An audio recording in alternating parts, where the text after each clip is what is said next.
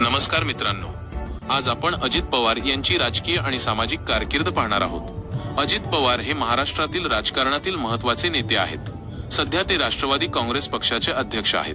1991 पासून बारामती विधानसभा मतदारसंघाचे प्रतिनिधित्व करतात। राष्ट्रवादी काँग्रेसचे अध्यक्ष शरद पवार यांचे ते पुतणे आहेत। ते सर्वाधिक वेळा राज्याचे उपमुख्यमंत्री राहिले असून सध्या ते 5व्यांदा या पदावर आहेत। 2 जुलै 2023 पासून ते महाराष्ट्राचे विद्यमान मुख्यमंत्री एकनाथ शिंदे यांच्या मंत्रिमंडळात देवेंद्र फडणवीस यांच्या समवेत उपमुख्यमंत्री म्हणून काम करत आहेत।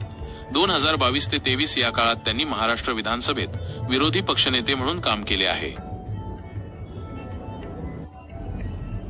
अजित पवार यांचे मूळ गाव पुणे जिल्ह्यातील बारामती तालुक्यातील काटेवाडी आहे, मात्र त्यांचा जन्म अहमदनगर जिल्ह्यातील राहुरी तालुक्यातील देवळाली प्रवरा या त्यांच्या आजोळच्या गावी 22 जुलै 1959 ला झाला। त्यांचे 10वी पर्यंतचे शिक्षण तेथेच झाले।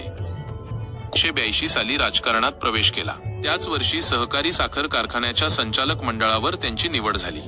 संसदीय राजकारणात अजित पवारांनी काँग्रेस पक्षाकडून 1991 मध्ये प्रवेश केला। 1991 साली पहिल्यांदा अजित पवार बारामतीमधून लोकसभेवर निवडून गेले। या लोकसभा निवडणुकीत त्यांनी भारतीय जनता पार्टीच्या प्रतिभा लोखंडे यांचा पराभव केला। या निवडणुकीत त्यांना 73% मतदान भेटले। नंतर काका शरद पवार यांच्यासाठी त्यांनी खासदारकीचा राजीनामा दिला। त्यानंतर शरद पवार PV नरसिंहराव सरकारमध्ये संरक्षण मंत्री झाले। 91 मध्ये चुलते शरद पवार यांच्यासाठी राजीनामा दिल्यानंतर ते महाराष्ट्राच्या राजकारणात आले। 1991 ते नोव्हेंबर 1992 या काळात त्यांनी राज्यमंत्री म्हणून कृषी, फलोत्पादन आणि ऊर्जा या खात्यांचा पदभार स्वीकारला। नोव्हेंबर 1992 ते फेब्रुवारी 1993 या काळात त्यांनी राज्यमंत्री म्हणून जलसंधारण, ऊर्जा व नियोजन या खात्यांचा पदभार स्वीकारला। 1995च्या विधानसभा निवडणुकीत काँग्रेसच्या तिकिटावर त्यांनी अपक्ष उमेदवार काकडे रतनराव भगवानराव यांचा पराभव केला। त्यांना 71.9% मते मिळाली। 1999च्या विधानसभा निवडणुकीत राष्ट्रवादी काँग्रेसच्या तिकिटावर त्यांनी अपक्ष उमेदवार तावरे चंद्रराव यांचा पराभव केला। त्यांना 69.7% मते मिळाली। महाराष्ट्राच्या विलासराव देशमुख सरकारमध्ये त्यांना बढती देऊन कॅबिनेट मंत्रीपद देण्यात आले। ऑक्टोबर 1999 ते डिसेंबर 2003 पर्यंत जलसिंचन खाते त्यांच्याकडे होते। तसेच त्यांच्याकडे पाटबंधारे, कृष्णा खोरे व कोकण पाटबंधारे ही महामंडळे, फलोत्पादन या खात्यांचा कारभार ऑक्टोबर 1999 ते जुलै 2004 या काळात होता। डिसेंबर 2003 ते ऑक्टोबर 2004 या काळात त्यांच्याकडे ग्रामीण विकास खात्याचा अतिरिक्त कार्यभार देण्यात आला। 2004च्या विधानसभा निवडणुकीत राष्ट्रवादी काँग्रेसच्या तिकिटावर त्यांनी शिवसेना पक्षाचे उमेदवार पोपटराव तुपे यांचा पराभव केला। जुलै 2004 ते नोव्हेंबर 2004 या काळात त्यांच्याकडे ग्रामविकास, पाणीपुरवठा व स्वच्छता, पाटबंधारे, कृष्णा खोरे व कोकण पाटबंधारे ही महामंडळे या मंत्रिपदाच्या खात्यांचा कारभार देण्यात आला। त्यानंतर नोव्हेंबर 2004 ते नोव्हेंबर 2009 या काळात त्यांच्याकडे जलसंपदा, कृष्णा खोरे व कोकण पाटबंधारे ही महामंडळे वगळून लाभक्षेत्र विकास, पाणीपुरवठा व स्वच्छता या खात्यांचा कारभार देण्यात आला। 2009च्या विधानसभा निवडणुकीत राष्ट्रवादी काँग्रेसच्या तिकिटावर त्यांनी अपक्ष उमेदवार तावरे रंजन कुमार यांचा पराभव केला। नोव्हेंबर 2009 ते डिसेंबर 2009 या काळात त्यांच्याकडे जलसंपदा, कृष्णा खोरे व कोकण पाटबंधारे ही महामंडळे वगळून ऊर्जा या खात्यांचा कारभार देण्यात आला। नोव्हेंबर 2009 ते सप्टेंबर 2014 या काळात ते 2 वेळा महाराष्ट्र राज्याचे उपमुख्यमंत्री राहिले। या काळात त्यांच्याकडे वित्त व नियोजन आणि ऊर्जा या खात्यांचा कारभार होता। 2014च्या विधानसभा निवडणुकीत राष्ट्रवादी काँग्रेसच्या तिकिटावर त्यांनी भारतीय जनता पार्टीचे उमेदवार प्रभाकर गावडे यांचा पराभव केला। यावेळी राष्ट्रवादी काँग्रेस यांना सत्तेतून बाहेर राहावे लागले। त्यामुळे अजितदादांकडे कोणतेच मंत्रिपद नव्हते।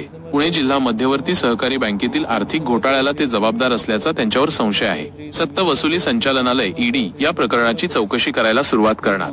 त्यापूर्वीच अजित पवार यांनी 27 सप्टेंबर 2019 रोजी आमदारकीचा राजीनामा दिला।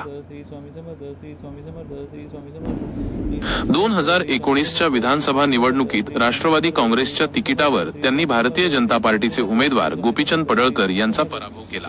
त्यांनी गोपीचंद पडळकर यांचे डिपॉझिट पण जप्त केले होते। यावेळी त्यांच्या कारकिर्दीमधील सर्वात गाजणारे निर्णय त्यांनी घेतले। पहिला निर्णय म्हणजे पहाटेचा शपथविधी। त्यांनी भारतीय जनता पक्षाचे नेते देवेंद्र फडणवीस यांच्यासोबत उपमुख्यमंत्री म्हणून शपथ घेतली। त्यांनी दावा केला की त्यांना राष्ट्रवादीच्या बहुसंख्य आमदारांचा पाठिंबा आहे, परंतु 3 दिवसात दोघांनी राजीनामा दिला। त्यानंतर पुन्हा ते उपमुख्यमंत्री झाले।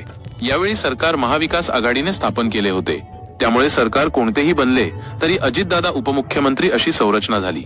2023 मध्ये त्यांनी त्यांचे काका शरद पवार यांना सोडून मुख्यमंत्री एकनाथ शिंदे यांच्या मंत्रिमंडळात उपमुख्यमंत्री पदाची शपथ घेतली। यामुळे राष्ट्रवादीमध्ये अभूतपूर्व फूट पडली। तसेच अजित पवार यांनी राष्ट्रवादीच्या अध्यक्षपदावर देखील हक्क सांगितला। पक्षाचे नाव आणि निवडणूक चिन्ह स्वतःकडे ठेवण्याची इच्छा व्यक्त केली आणि विद्यमान अध्यक्ष शरद पवार यांच्यापासून राष्ट्रवादी पक्ष स्वतःकडे घेण्याचे संकेत दिले। 2024च्या विधानसभा निवडणुकीत राष्ट्रवादी काँग्रेसच्या तिकिटावर त्यांनी त्यांचा पुतण्या युगेंद्र पवार यांचा पराभव केला। शरद पवार यांच्याशिवाय त्यांनी ही दुसरी निवडणूक लढवली आणि यामध्ये त्यांच्या पक्षाचे 43 आमदार निवडून आले। पालकमंत्री म्हणून अजित पवारांनी पुणे जिल्ह्याचा कारभार 2004, 2009, 2019, 2023 तसेच 2024 या वर्षी घेतला। तसेच 2024 मध्ये त्यांनी बीड जिल्ह्याचे पालकमंत्रीपदाचा कारभार हा अतिरिक्तपणे घेतला।